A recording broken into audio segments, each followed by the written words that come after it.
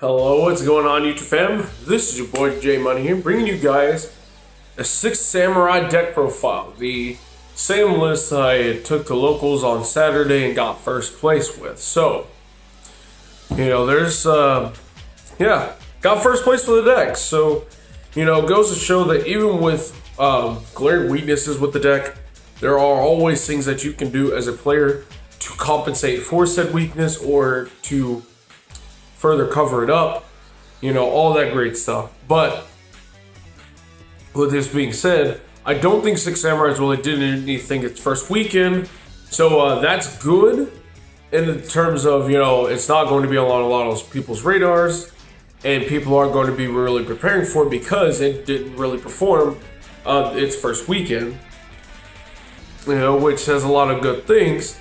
It also means that Six Samurais don't have a chance in hell of getting it on the ban list, which is also a good thing.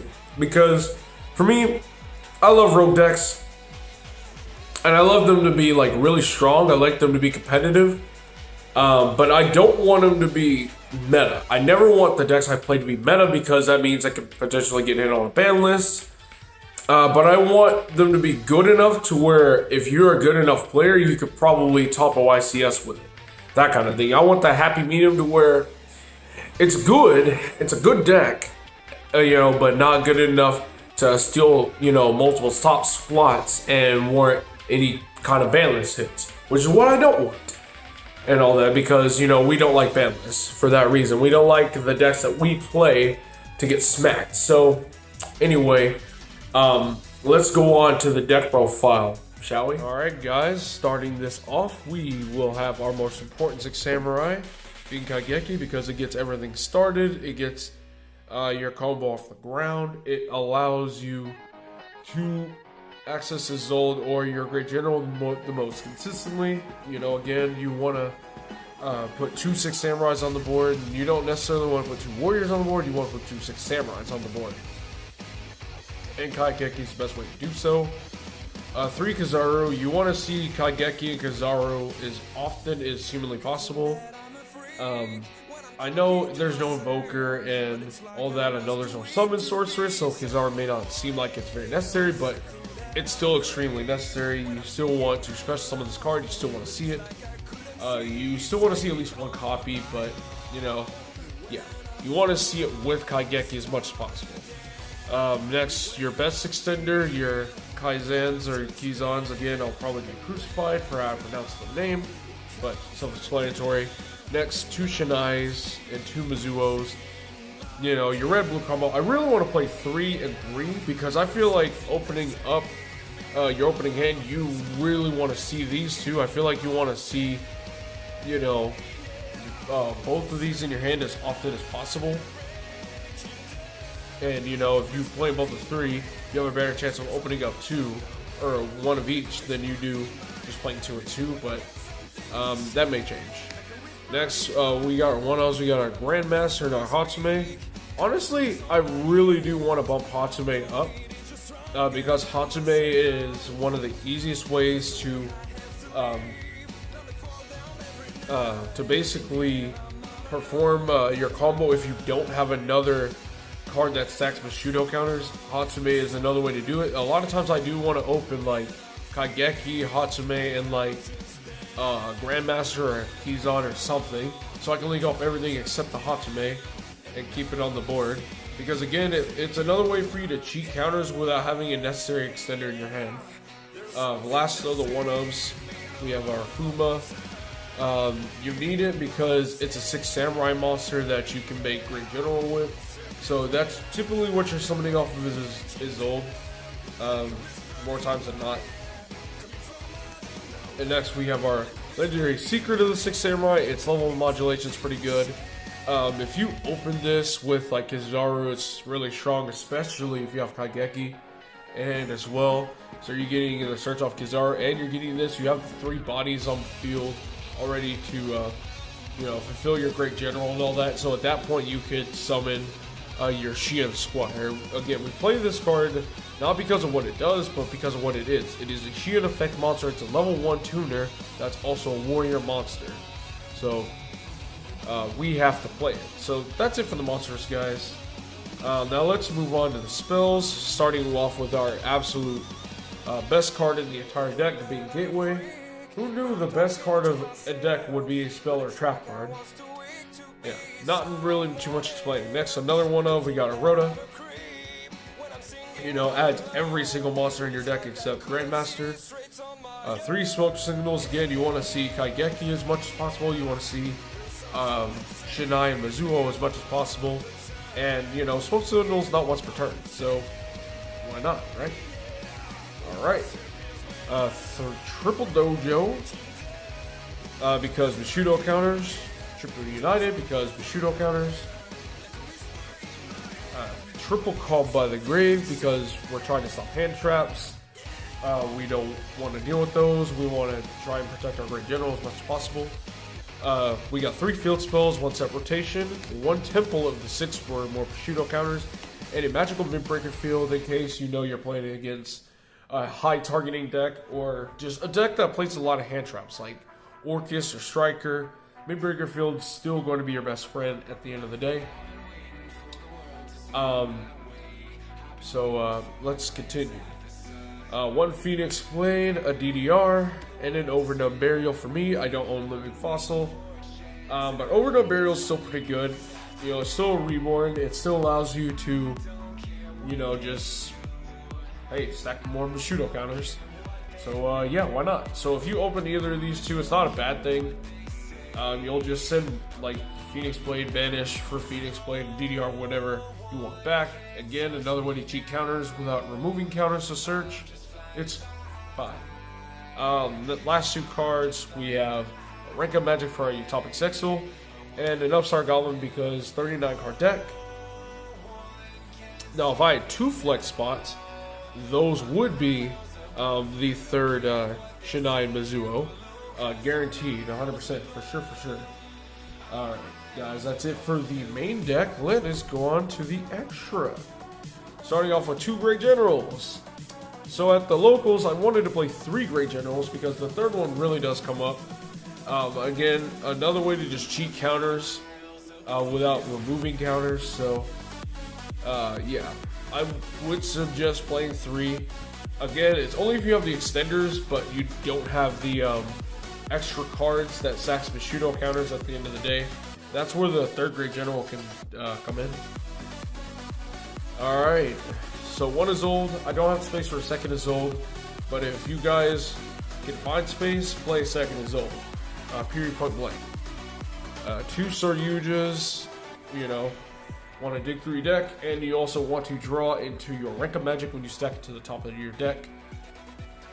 Alright, last off for the links, we got our 1 Abalooza. So, yeah, those are your monster negates. You got, for Synchros, you got your spell trapping gate being Xian. It's still fine. It's okay. Naturia Beast and Barkion for the board that you want to set up. So, that's all for the Synchros. On the XCs, we got number 71, our Rebearing Shark Stacker for Rank Up Magic. And for the Rank Up Magic, you are of course going to play Utopic Zexal, which requires a Utopia monster. And, you know, we're just going to play the OG.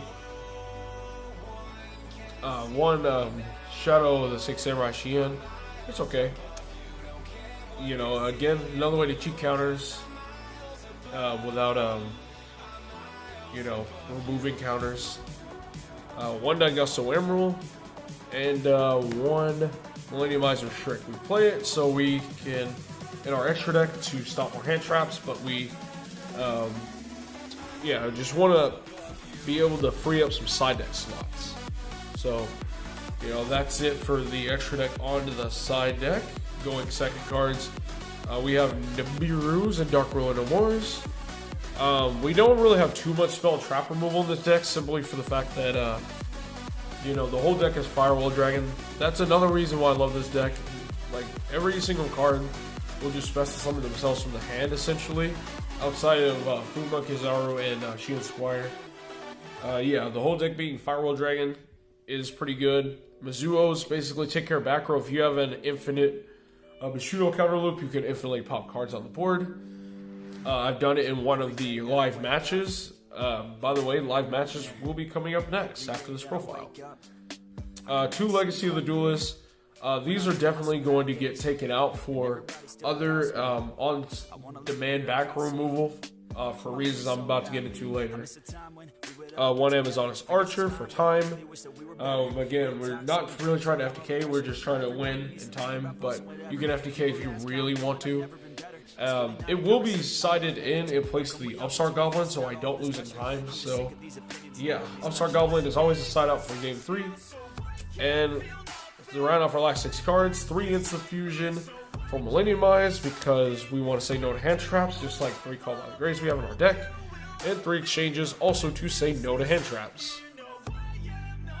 Alright guys, so with the profile being done, this is what I took to locals. This is the exact profile that I was playing. So is there anything I would take out? Yes, there is. These 3 cards I would just take out for 3 left arm offerings. And the reason behind this is because Great General will get hand trapped. Period, point blank. But the reasoning behind this is, if Great General gets hand trapped, I can then follow up with the left arm offering, so it's essentially another copy of Great General.